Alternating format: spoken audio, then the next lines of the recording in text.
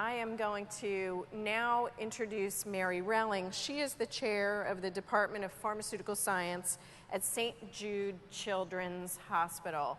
And we were chatting a little bit earlier this morning, and I think that what Mary is going to share with us has some very nice practical dimensions to it. And she's going to be talking about the clinical implementation preemptively. So in other words, before drugs are prescribed, how can we bring this science into that process? And really, how can this genetic information help guide us to prescribing the right medications? Sometimes you now hear the term precision medicine.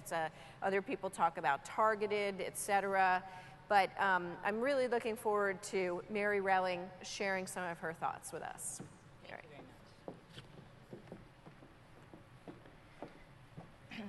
Thank you, and it's a pleasure to be here. And I will be talking primarily about a protocol that we have at St. Jude to do implementation of pharmacogenetics, genetic testing preemptively. Our practice site is a pediatric practice site, but the principles and all of the decision support that we're developing suitable for use in children and adults because our children do grow up. So, let's see.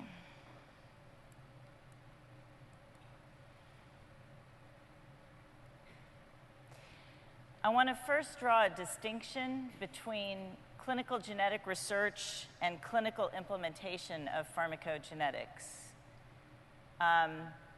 In clinical research,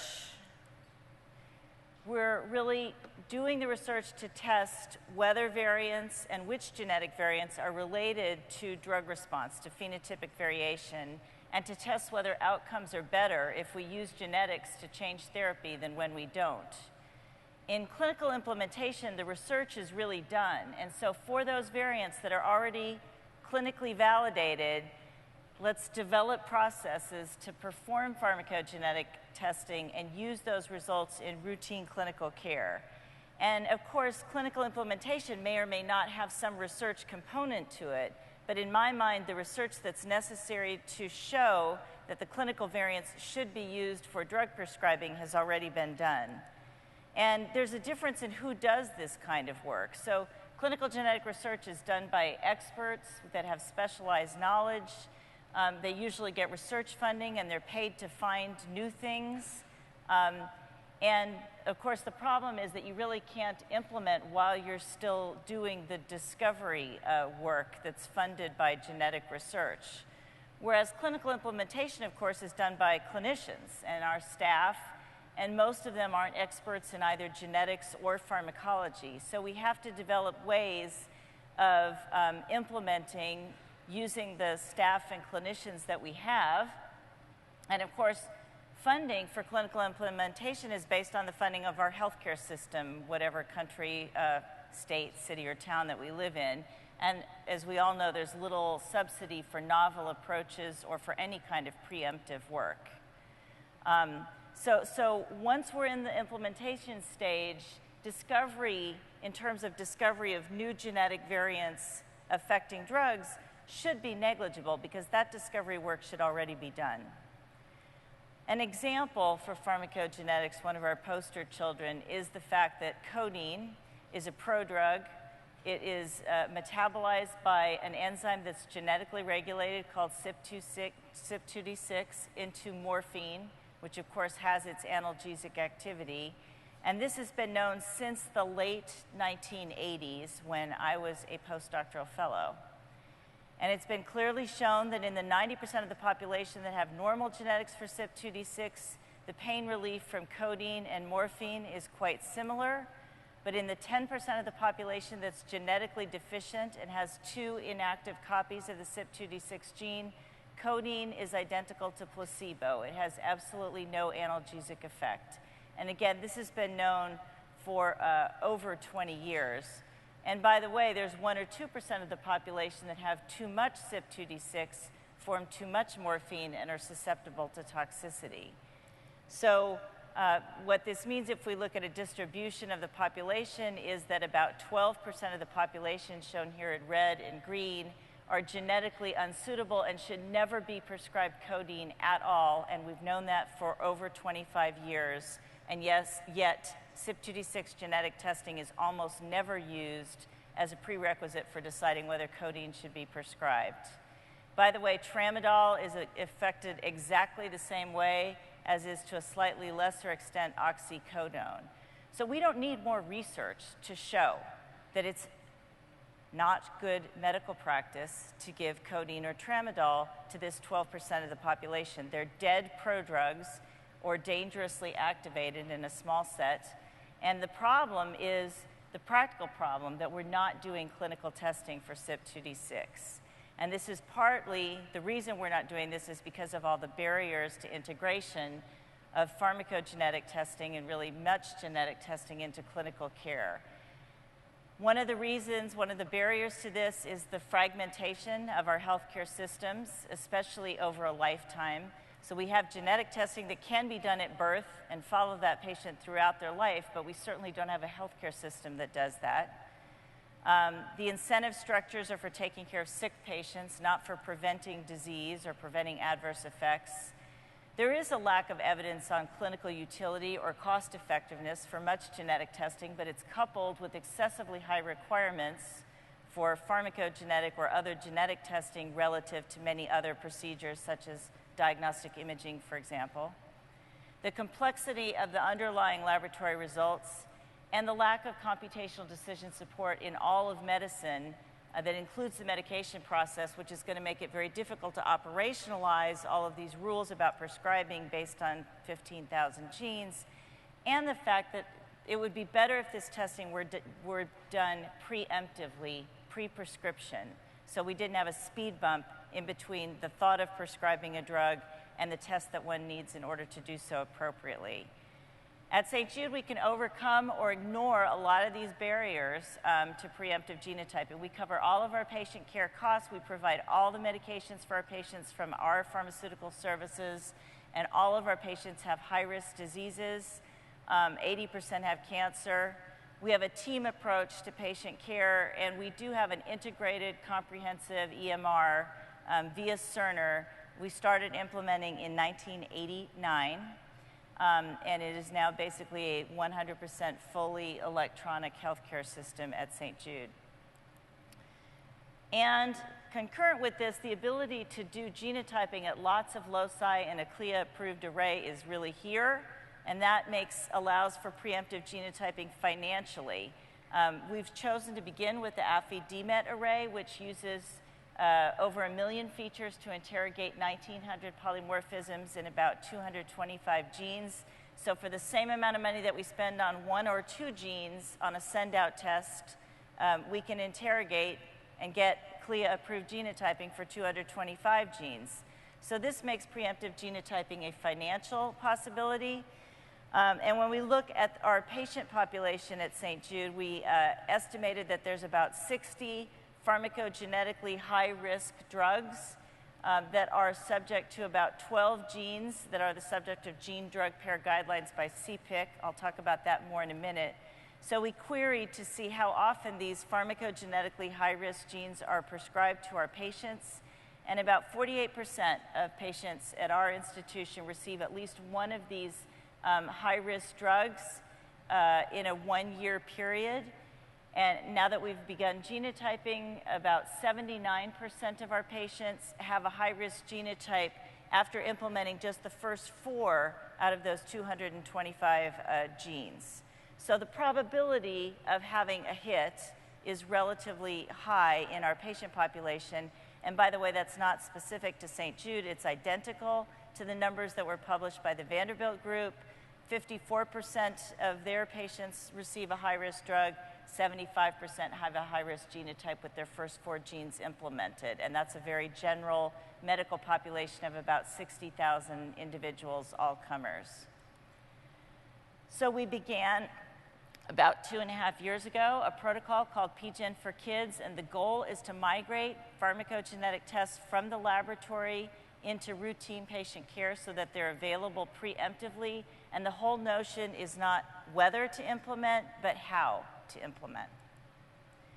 It involves investigators from all clinical services at St. Jude, our genetic counselors, our social workers, and many individuals in the laboratory, as well as a skilled group of research nurses.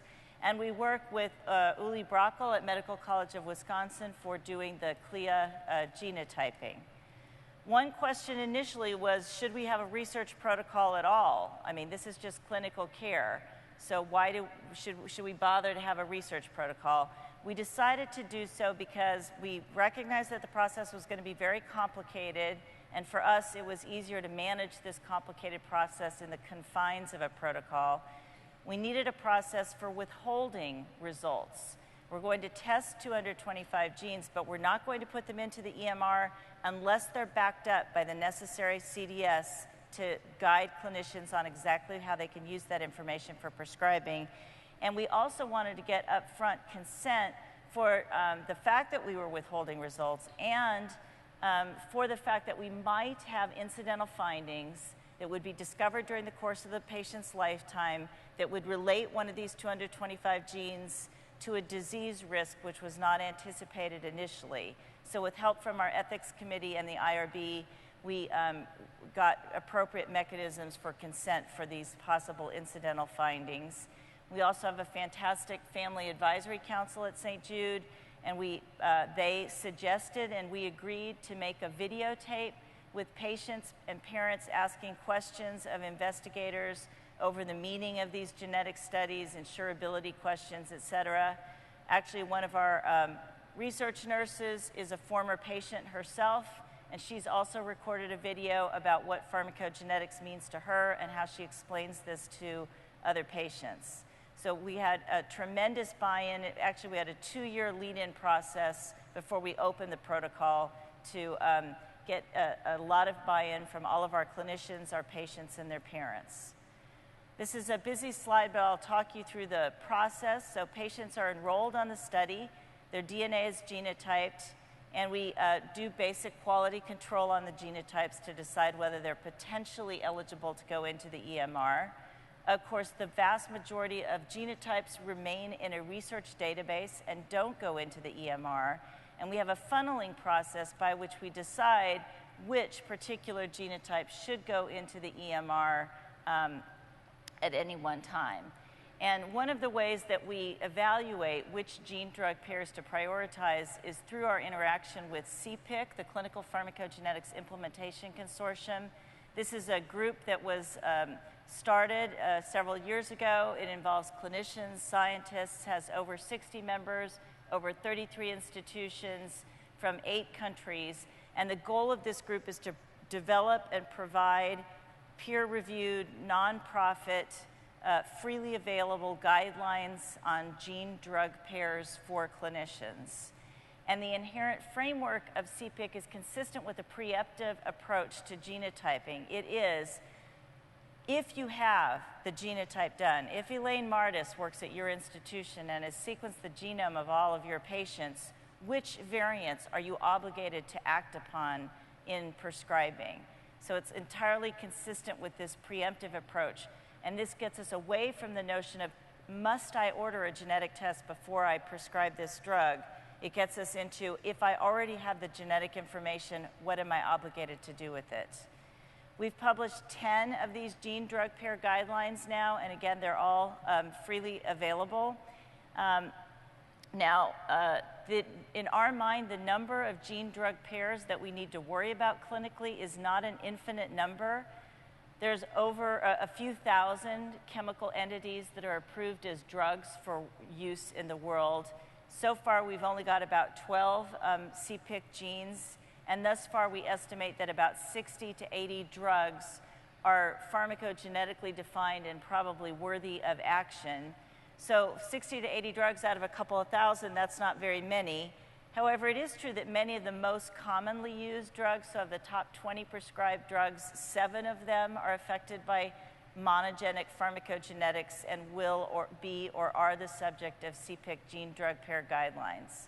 So we do feel that there is some place for using pharmacogenetics However, no matter how much we wish for pharmacogenetics to solve all of our drug problems, that will not be the case.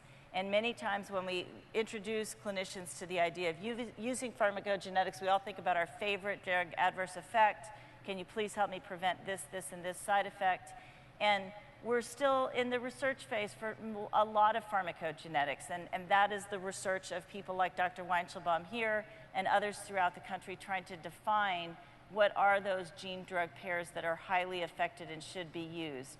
But we have a few that are usable right now, and we haven't figured out how to do that. So our goal in PGen for Kids is to figure out how to do this for real patient care.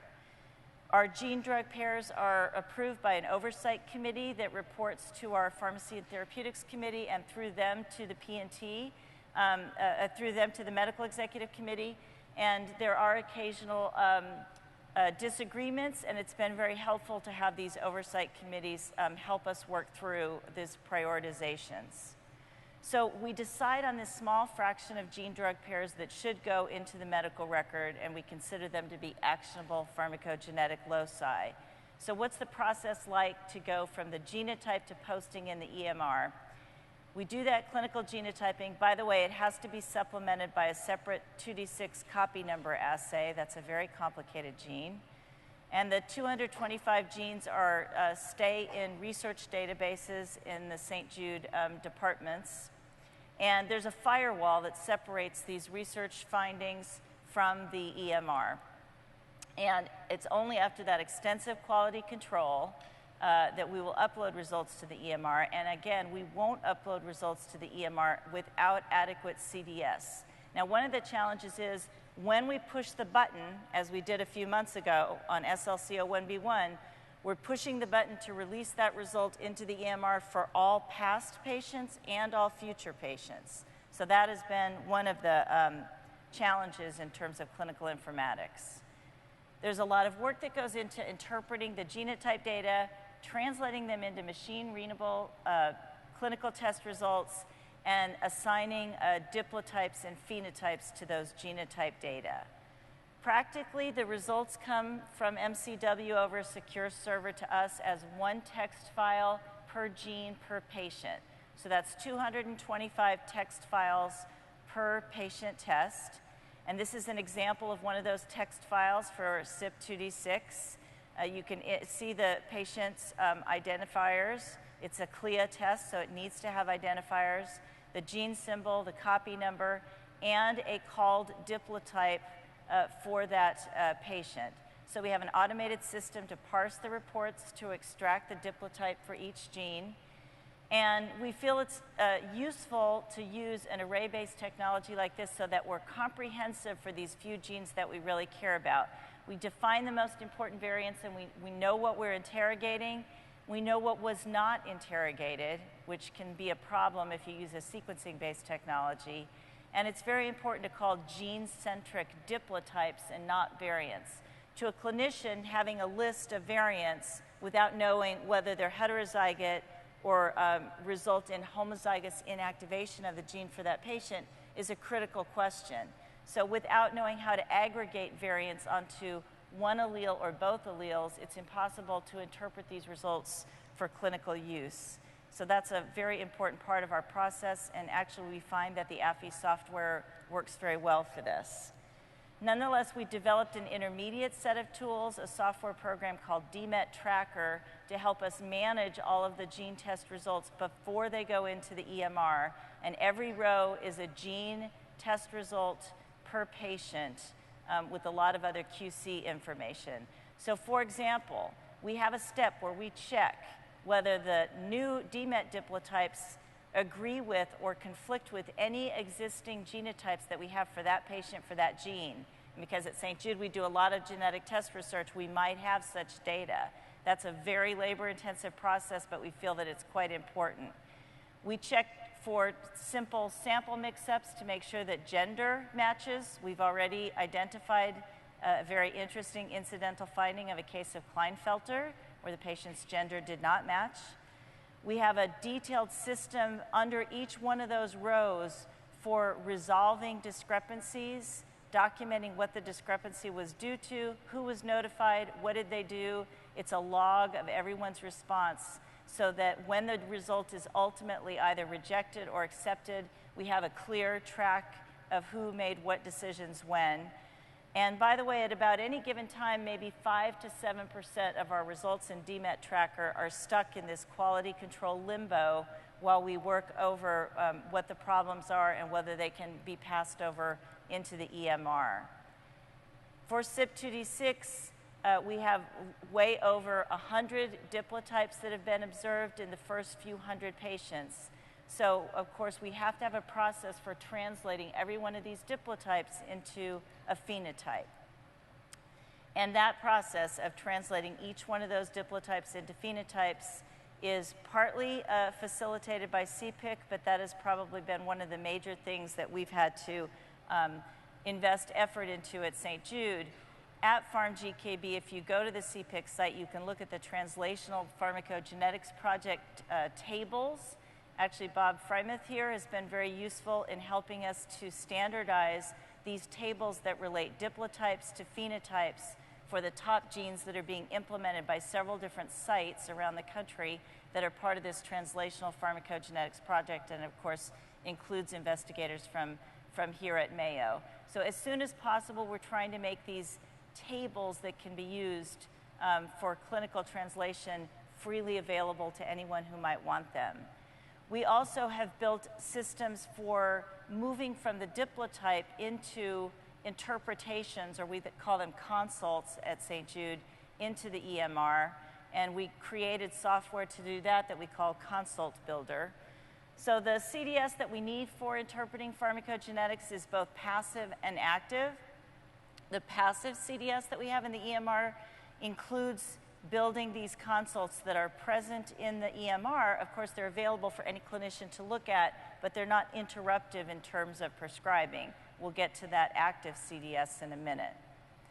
And one of our residents, Kevin Hicks, helped develop this system of deconstructing the consult or interpretations into individual sections so that it's scalable to add additional diplotypes. It has a phenotype assignment section. Of course, for this gene, there's 6 versions of that.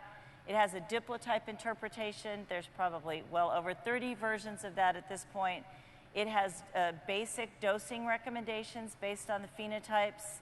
It has an activity score in the case of CYP2D6, and it always has an educational link where the clinician can go to learn more information than is present in the consult or interpretations. So we use this consult builder to build, review, and to track the conventions of interpretation. This has also been very useful because we don't want to keep reinventing the wheel. A lot of our decisions about how to go from diplotype to interpretation can cut across genes. So we have that, for example, this is a CYP2D6 page, but you can click on that and come up with other genes as well. And again, what we're using that for is to deconstruct this diplotype into the interpretations into sections.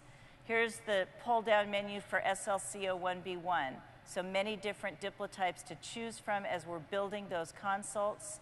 Here it is for TPMT. Here it is for CYP2D6.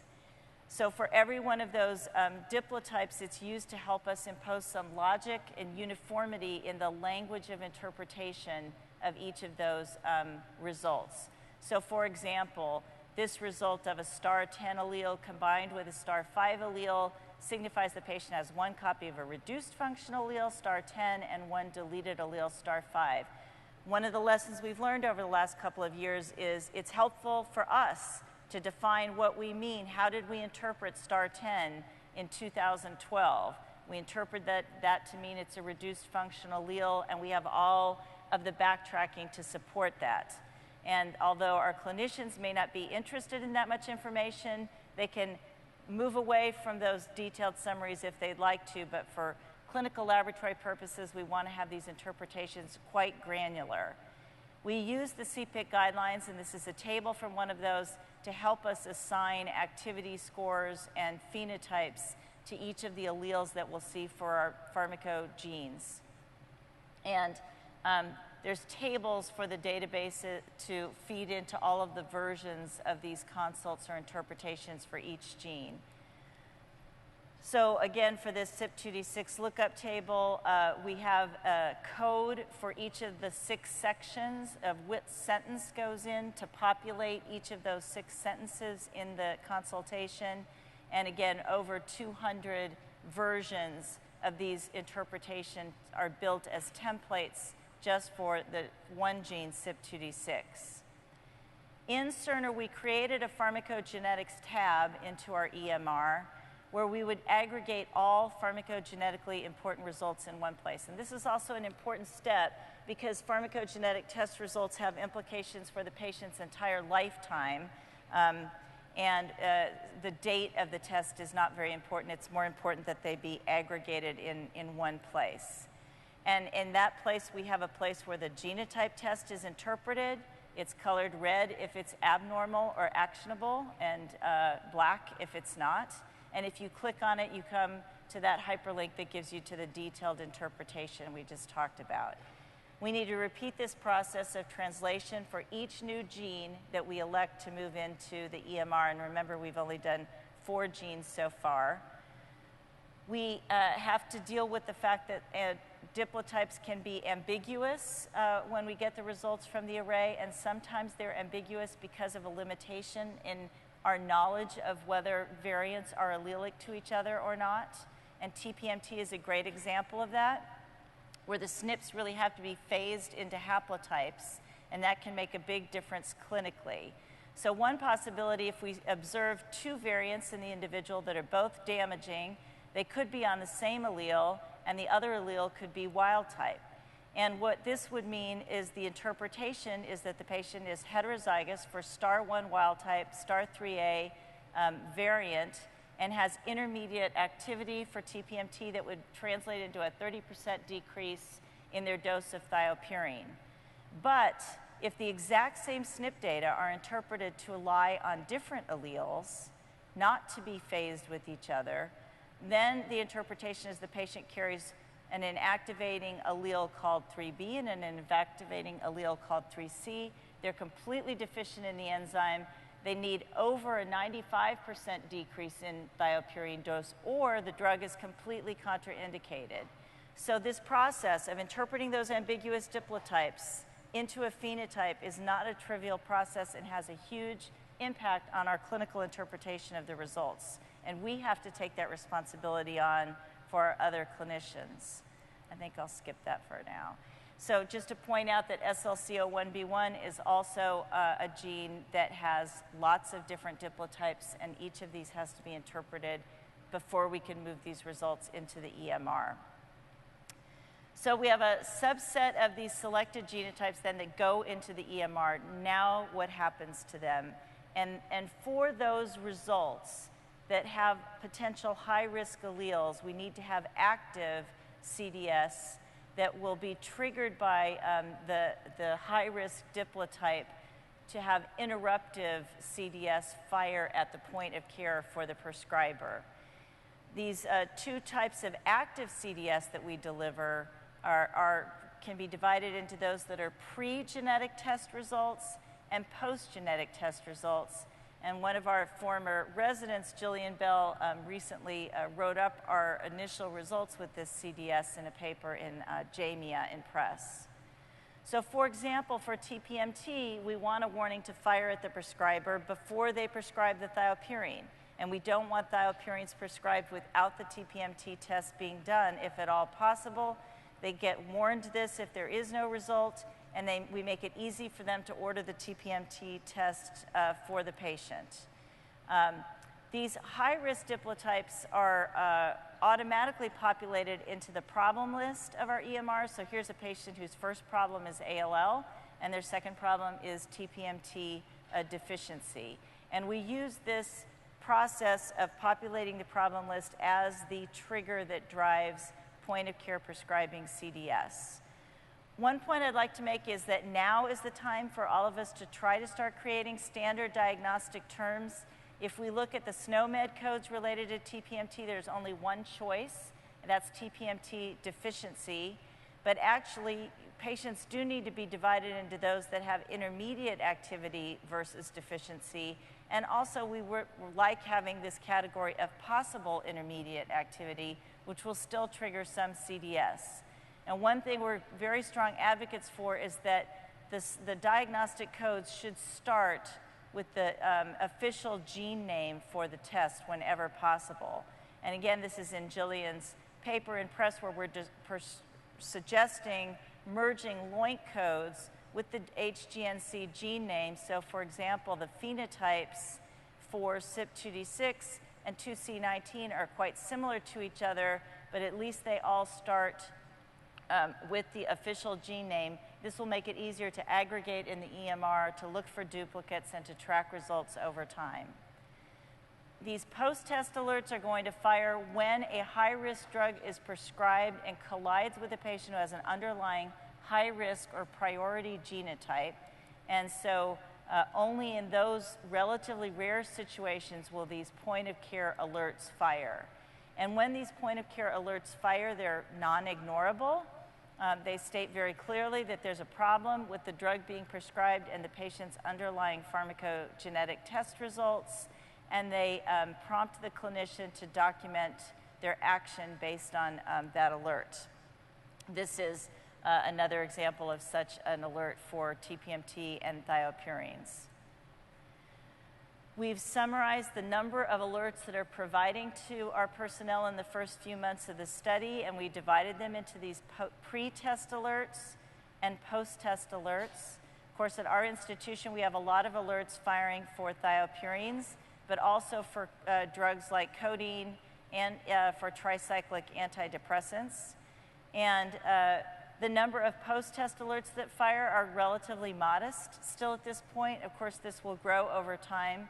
But our point is that if those drugs are used, patients should benefit from genomic tests, even if they are in the minority of patients and are not making up a large percentage of all the patients treated in any one healthcare system.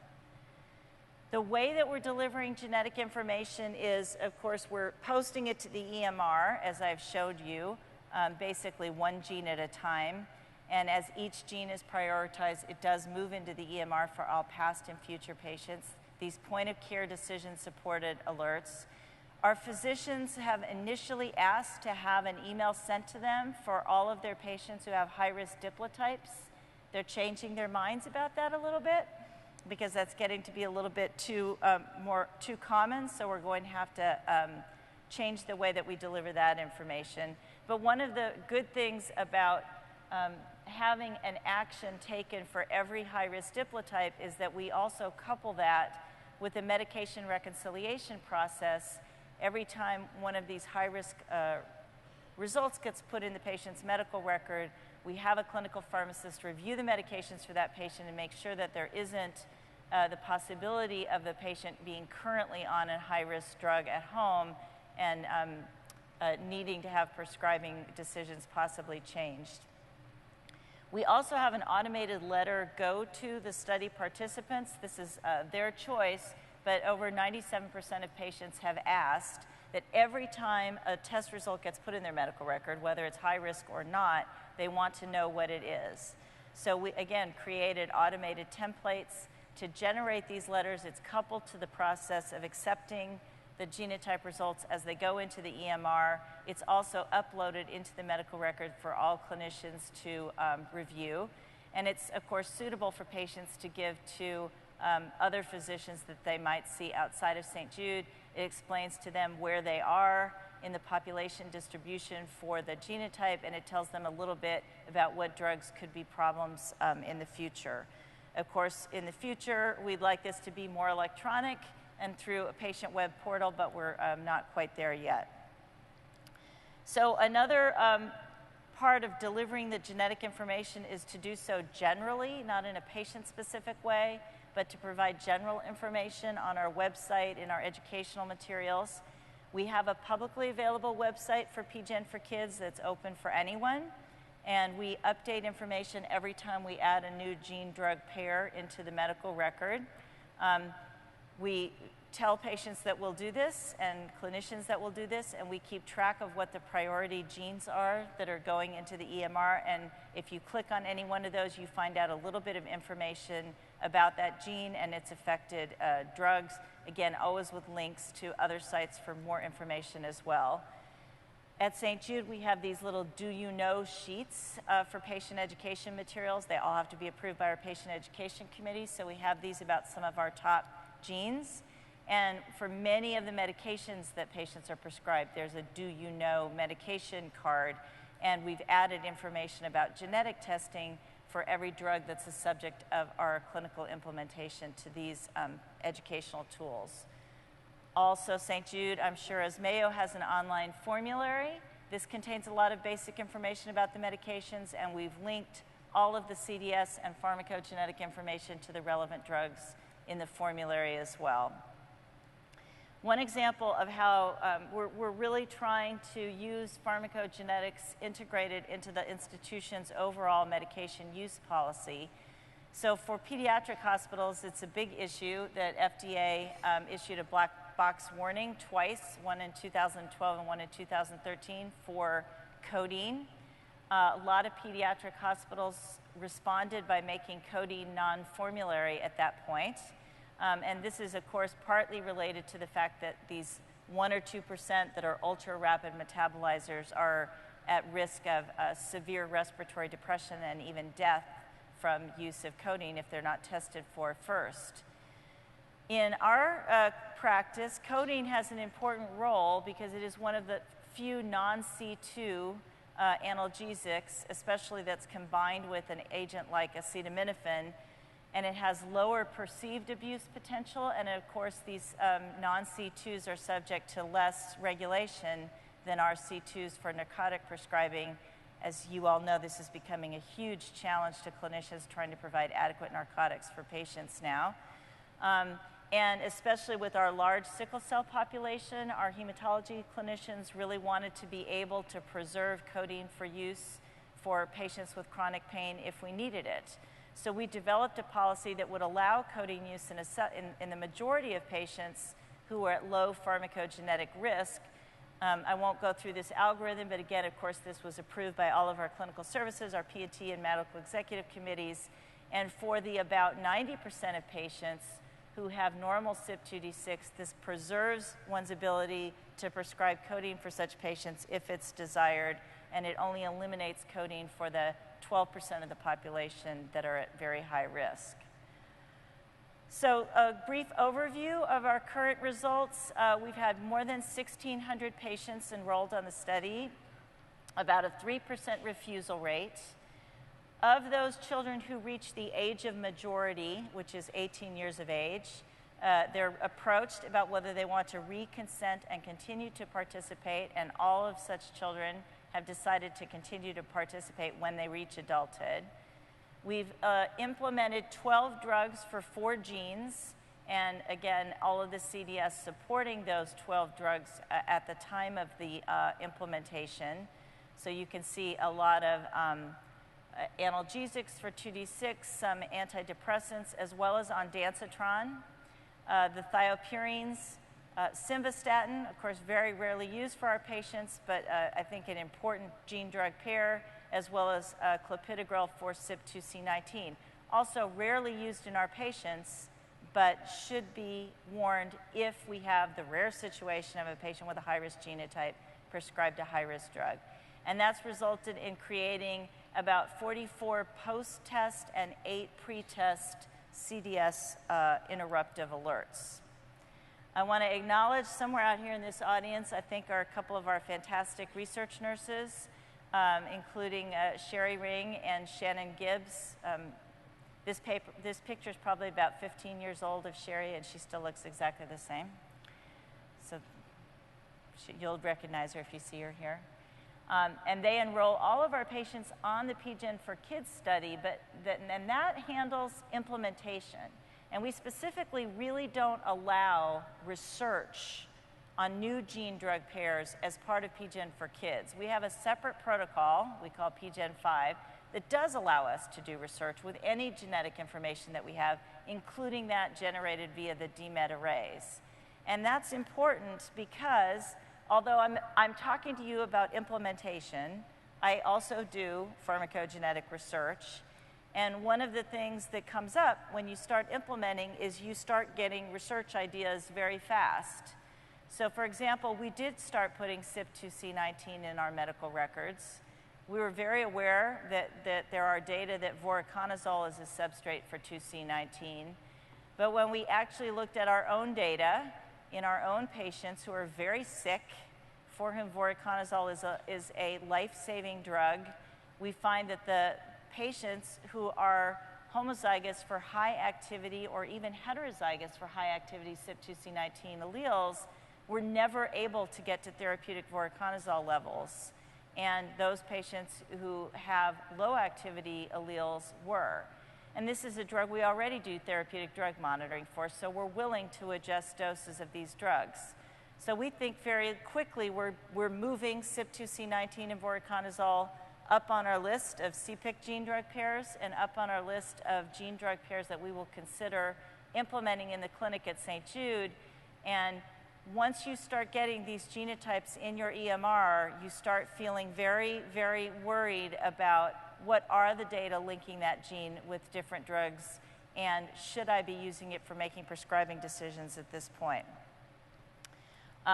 So I know you can't read this, but this is feeding into the gene drug pair prioritization scheme that we have for CPIC, where we're trying to have a standardized approach for how we're evaluating gene drug pairs.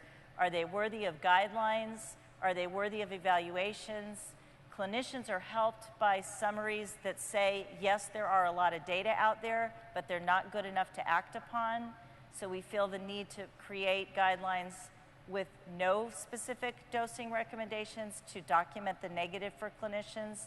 And then there are some things that are just absolutely not ready for prime time. But we're using this information in our prioritization scheme. So we've had the protocol open for 2.5 years, and we're still only 4 genes in. Why is this so slow? I hope I've convinced you we don't put genes into the EMR without at least some interpretation information, and each drug requires this gene and diplotype specific active and passive CDS, updating of our public website, our educational materials. We've created competencies for our clinicians to do these interpretations. Our Oversight committee has to approve, and we're dedicated to the idea of sharing everything we can with the public through the PGRN, PharmGKB, and others. Again, just to hit you over the head with, this is a checklist for every gene that we implement and every drug. Each one of these rows represents many, many hours of work in personnel time to make sure that all of the processes are in place to help our clinicians know what to do with these gene test results as they go in the EMR. And that's further illustrated in this graphic that again shows all of the processes involved in moving from the gene test result through the computational QC steps and finally into our EMR. So to conclude, I guess we can do a lot of sequencing and genotyping now, and in our mind we already have at least 12 actionable pharmacogenes. Without building the computational clinical decision support that really provides clinicians with what they need to do for prescribing, we think genetic information will be very much underused. And without building healthcare systems that have a lifetime, somewhat universal electronic healthcare record, genetic information will also be vastly underused. I mean, all we have to imagine is one of our patients getting some of their care at their local pediatrician with no access to our St. Jude electronic medical record, and they will not benefit from all of this computational decision support that will protect the patients as long as they get all of their medicines from one source. So another huge problem, I think, is we need to train clinicians who have these kind of skills to move from the genetic test into prescribing decisions, and we're trying to help. We're in the 3rd year of the only ASHP accredited pharmacogenetics residency.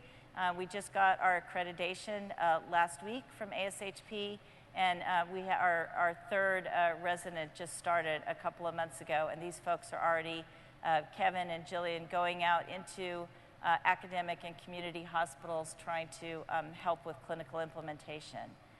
So I'll stop by recognizing all of my colleagues in the pharmaceutical department at St. Jude. I've mentioned our fantastic research nurses and residents, our statistical help, our colleagues at Medical College of Wisconsin, all of our clinician co-investigators who've been big champions of this, our clinical information sciences folks, and our colleagues in the Pharmacogenomics Research Network, including Dr. Weinschelbaum, who's been so helpful to this field. So I would like to thank you for your attention. Thank you.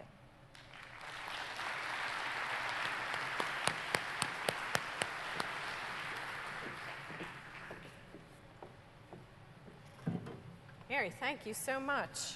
I know that we have questions pouring in, but I get to ask mine first. I've really been wondering, listening to you, how do you decide which drugs to try, which genes to start with? So for us, it's a combination of the frequency of use of the medications for our patient population.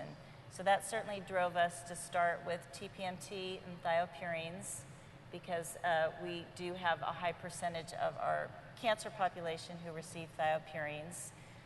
And our second drug gene choice also was driven by frequency of use. We found out that codeine was prescribed to 20% of the entire 5,000 patient population at St. Jude. So that was a frequency of use thing for those first two. We've really been driven by what things are tenable. So these CPIC gene drug pairs, as I mentioned, there's 10 of them that are already published. The majority of those are on the DMET array, so they're adequately interrogated. And we've made the decision that we're going to implement them even if the drug use for those particular genes is relatively rare in our patient population. If we know what to do, then we will build the rules to have them implemented. So the goal, of course, is if there's only maybe about 12 or 20 gene drug pairs that we have to worry about in the next year or so, maybe we can get those done and implemented in the next year or two. But it's a big challenge for us because we're having to write a lot of the CDS de novo. We hope that as other places start instituting this, they're not going to have to write all their own rules. It'll go quicker for them than it has gone for us. Right. You spoke a great deal about information getting into the electronic medical record, which I find as a layperson so exciting, because getting it to the bedside is really what all of this is fundamentally about. And we've got a good question here in terms of how physicians are responding to that, when the alerts are put into the EMR, are they changing a dose or a drug? Have you been able to gauge the response? We have, and that's been reported in Jillian's JAMIA paper for the first two gene drug pairs that we started evaluating how our clinicians respond to that information. And yes, basically almost 100% of our alerts are acted on as recommended in the alerts by our clinicians. And we think that's partly because we're starting with the no-brainers. We're starting with the things that there's really very little controversy about, and also because we have a clinician population that's just very accustomed to following algorithms for prescribing decisions. Pediatric oncology and hematology is very algorithm-driven, so that's not really a problem. I do wonder if at some organizations there might be more of a culture change required. I mean, 100% is just a shocking number, actually.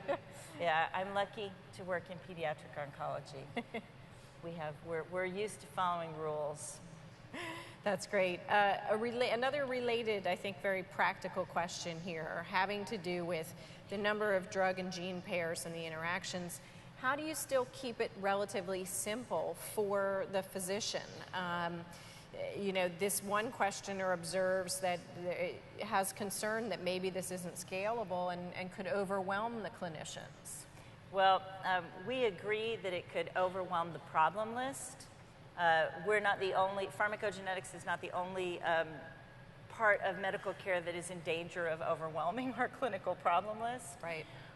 So that hasn't been completely solved, but we would be perfectly happy to have a separate sub-tab of medication-related problems, because those aren't just pharmacogenetic. Those could be vancomycin, skin reactions. Those could be drug allergies. So that would be fine with us to aggregate those away from the primary problem list. And in terms of trying to avoid overwhelming clinicians, a big part of it is they really don't have to look at the results at all because of the CDS that we have built into our system. Now, if the clinician is practicing in a healthcare system where they can't count on the interruptive CDS to know what they prescribed and to know what the underlying genetic test result is and to give them that alert, I agree that is a very big problem.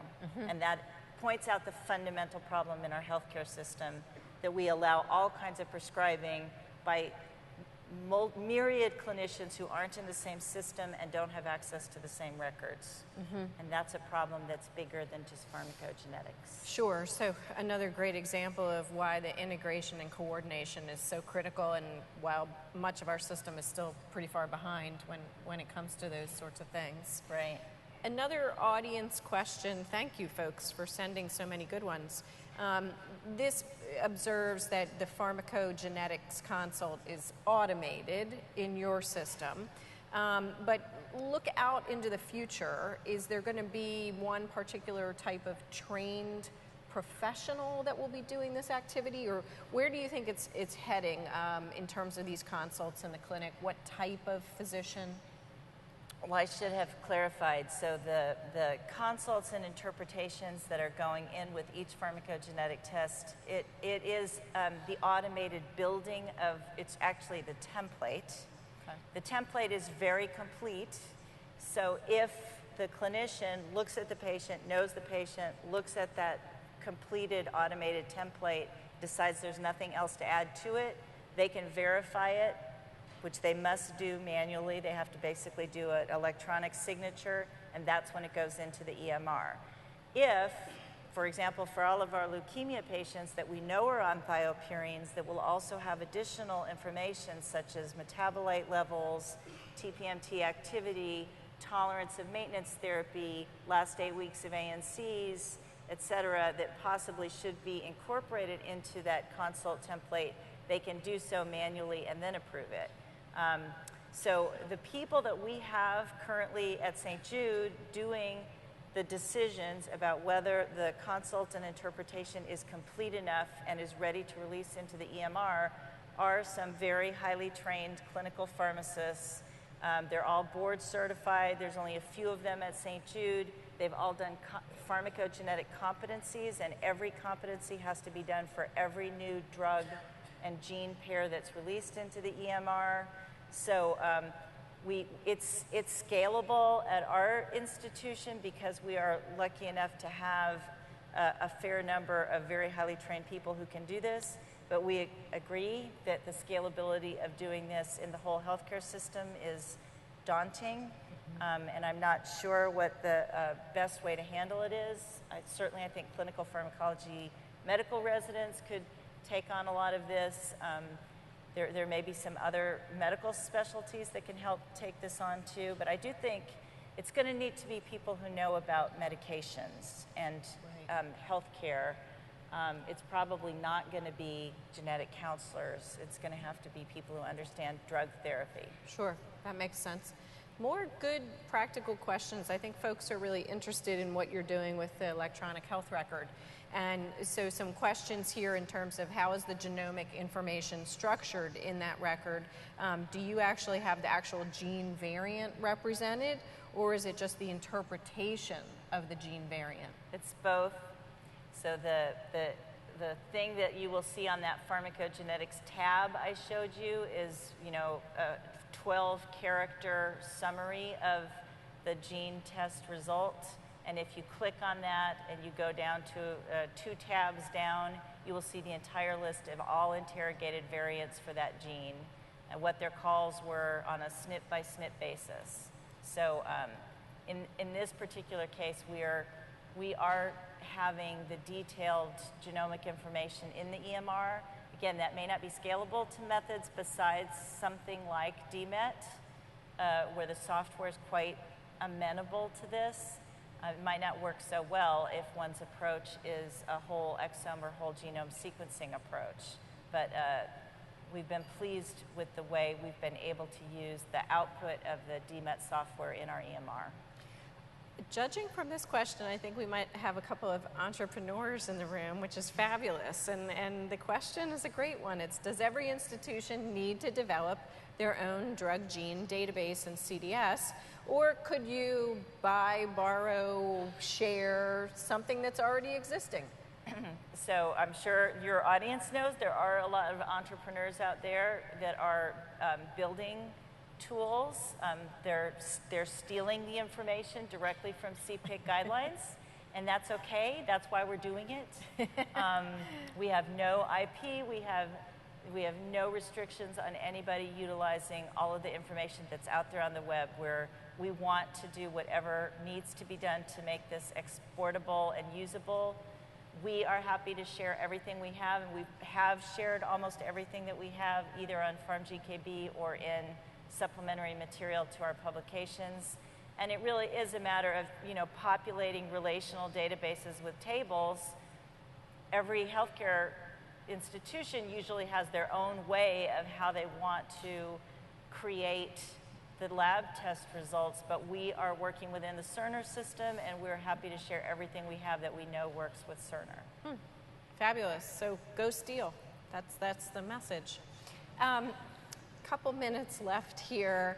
Another interesting one. You spoke about consent and your current processes, but if we do reach this point where preemptive testing becomes standard of care, knock on wood, find us some wood, would you still require that consent for all of the reasons that you discussed? Yeah, that is an interesting question. I don't know, right? And I don't know how well that is currently being enforced for the kinds of genetic testing that's done now. People have made analogies to the most open-ended thing that one can do and possibly discover an important incidental finding on is a physical exam. So before every physical exam, do you get informed consent saying, I don't know what I'm going to find when I poke around at you? And it might be something bad, and it might be something that you don't want to hear about, and it might be something that's expensive to work out, and it might be something that you could pass on to your kids. And we do a lot of things in medicine that could turn up unexpected findings, and we don't necessarily get informed consent before each one of them. So I would think eventually people would tend to think that genetic testing is more like that than some special, unique process that is, well, there's a word for it. It's called genetic exceptionalism. Why we place these incredible, rigorous rules on doing genetic testing that we don't place on many other things that we do in medicine all the time, I don't know. A great question here. Elaborate a little bit on your public education campaign. What materials do you have out there? Website available for patients, clinicians, whomever? It's all there on www.stjude.org PG4KDS. Ooh, that's the hard part to remember. I know, but you'll find it if you go to St. Jude and Pharmacogenetics. And it's from there you can link to all of these educational materials. I know that other hospitals have downloaded our Do You Know sheets and our drug education sheets. And again, we're more than happy to have anybody use whatever they would like. Well, I don't know if this is a final one as time runs out, but maybe you can deliver here.